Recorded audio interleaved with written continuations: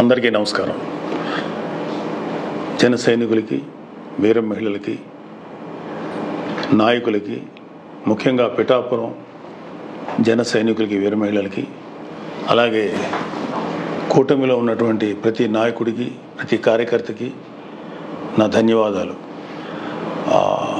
ముఖ్యంగా ఇవాళ కూటమి విజయానికి చేరువలో ఉంది. వైసీపీ పరాజయం అంచుల్లో ఉంది. సో ఎప్పుడైతే ఒక మనిషి పరాజయం అవుతాడు అని తెలియగానే ఒక రకమైన ఫ్రస్ట్రేషన్ ఉంటుంది. ఒక కైండ్ ఆఫ్ వైలెన్స్ చేయడానికి, గొడవలు చేయడానికి సన్నద్ధులు అవుతుంటారు.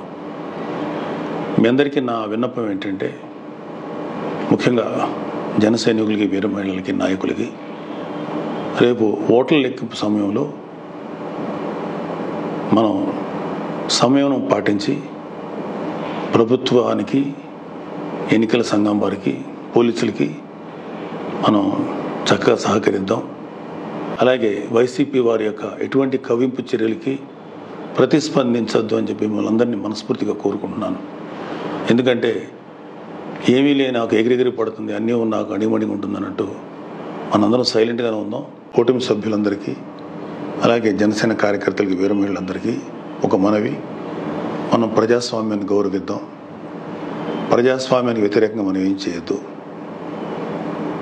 పోలీసులకి, ఎన్నికల సంఘానికి సంపూర్ణంగా సహకరిద్దాం.